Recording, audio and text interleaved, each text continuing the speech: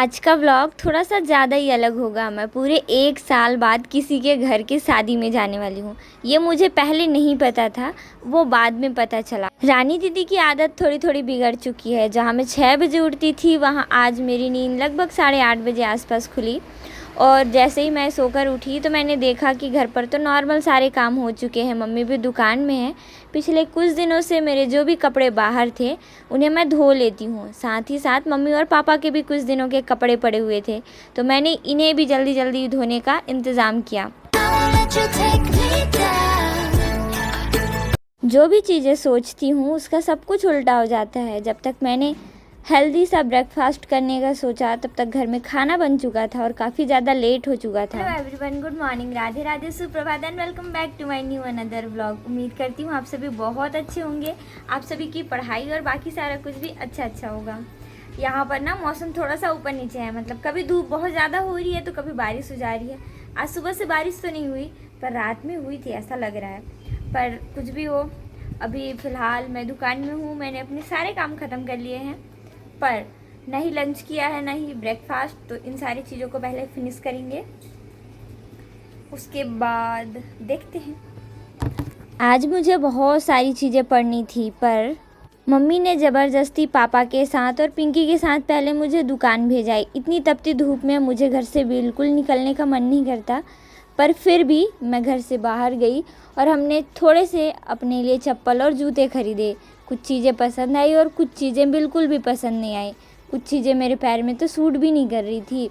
अब मेरा पतला पतला सा पैर है। सुबह से कोशिश तो कर रही थी पर थोड़ी बहुत ही, मतलब मुझे लगता है 10 से 20 मिनट ही पढ़ाई हुआ होगा, 10 मिनट समथिंग। और वैसे भी आप लोगों को पता है बहुत ज़्यादा डिस्टर्बेंस होता है मेरे आसपास, डिस्टर्बेंस। तो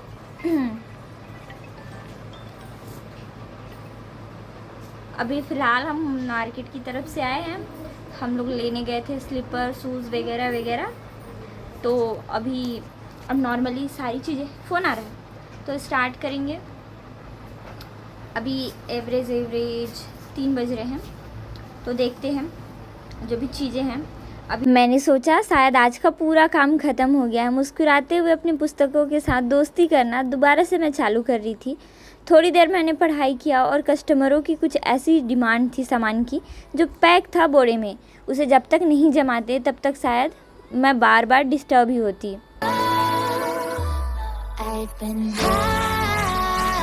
मेरा दुकान बस बिल्कुल छोटा सा दिखता है, पर इसमें जब भी सामान हम सही जगह पर व्यवस्थित करते हैं बहुत ज़्यादा टाइम लग जाता है।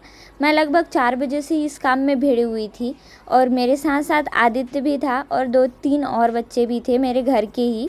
और इन लोगों की हेल्प की वजह से यूँ कहो कि मेरे कमर की दर्द में थोड़ी सी राहत हुई, पर मैं ऐसा था नहीं कि थकी नहीं थी।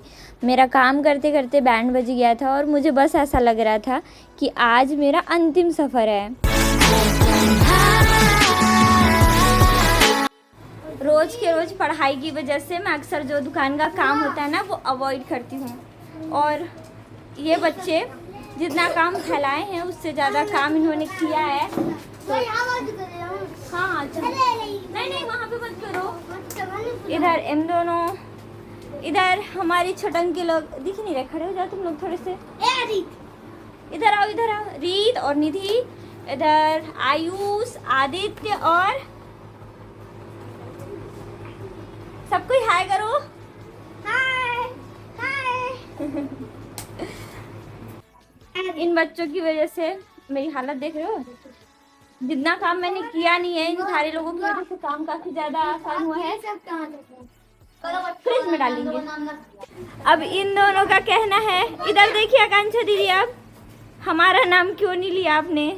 आसपास के बच्चे और बच्चों से घिरी हुई रानी दीदी अक्सर अपनी दुकान में ही बिज़ी रहती है। और आज काफ़ी टाइम के बाद, मुझे लगता है पूरा 1 साल के बाद, मैं किसी के शादी में जाने वाली हूँ। तो गाइज़, आज मेरे नाना जी के खास मित्र के घर शादी है। मतलब मैं नाना जी के अच्छे वाले दोस्त के यहाँ, और हम पूरी फैमिली, ओ माय गॉड, पूरी फैमिली जा रहे हैं। अभी मैं कुछ चीज़ों को सही की हूँ, बस थोड़ी और देर, मुझे ज़्यादा टाइम नहीं लगता तैयार होने में। सीमा हिना तैयार होके 4 व्हीलर से वो लोग चले गए हैं, हम जाएंगे मम्मी के साथ। तो हम थोड़ा सा तैयार होंगे, तैयार मैं हो चुकी हूँ, बस चेंज करेंगे। तो 1 2 3 मेरे अलावा घर में मम्मी बस तैयार हुई थी। पिंकी अभी भी तैयार हो रही थी, पर जैसे ही उसने स्प्रे लगाया और मम्मी का मुंह बनना स्टार्ट हो गया। मुझे भी बिल्कुल पसंद नहीं है। मैं अपने नेचुरल वाइब में ही खुश रहती हूँ, ना ही मैं ओवर मेकअप करती, ना ही मुझे आता है और ना ही मुझ पे सूट करता है।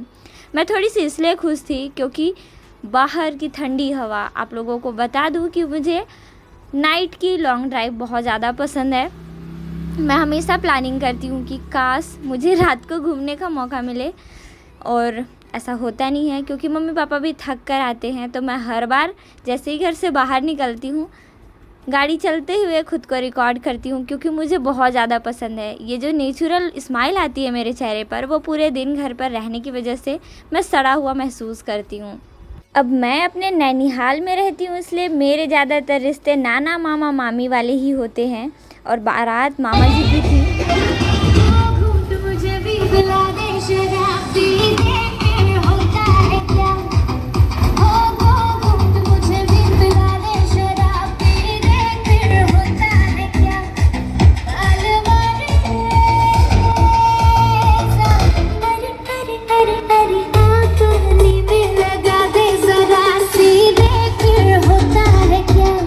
मम्मी बारात देख के थोड़ी सी भावुक हुई और हमसे कुछ कुछ कहने लग गई। इधर मैं और पिंकी थे। पिंकी की बातें सुनकर मैं भी हंस रही थी क्योंकि बात हमारे घर की शादी की हो रही थी।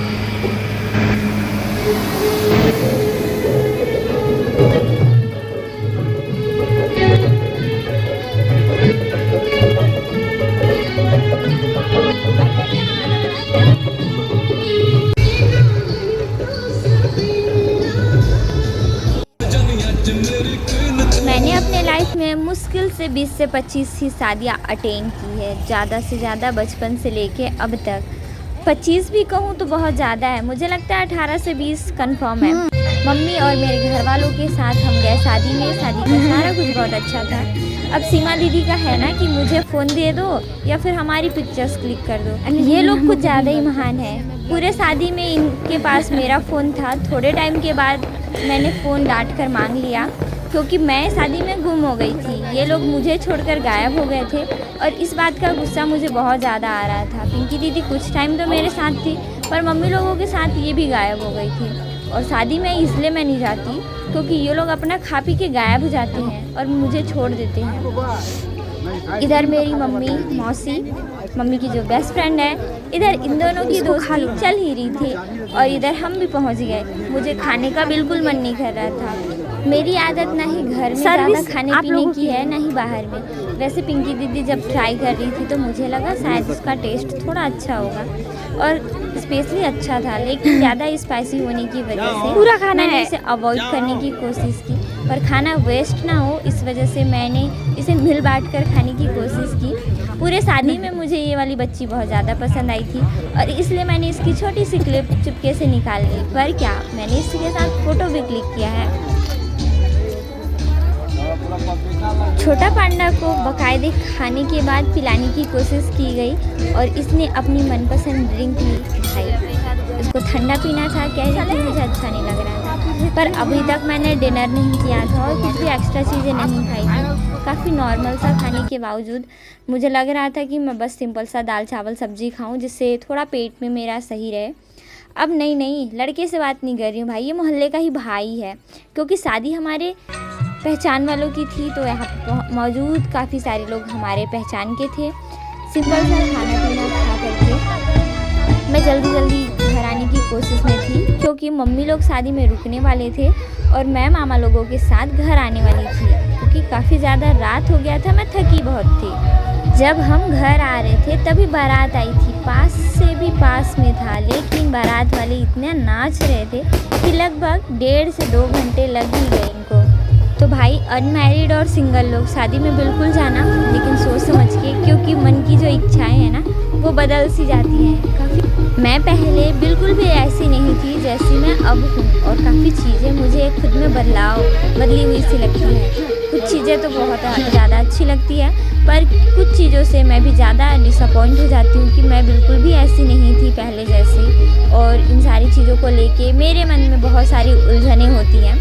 खैर शादी काफ़ी ज़्यादा अच्छा था, हमने भी बहुत ज़्यादा इंजॉय किया। टाइम रहते मैं घर में आ गई, मामा लोग आ रहे थे तो मुझे भी 4 व्हीलर से आना पड़ा। Thank you so much for watching this video.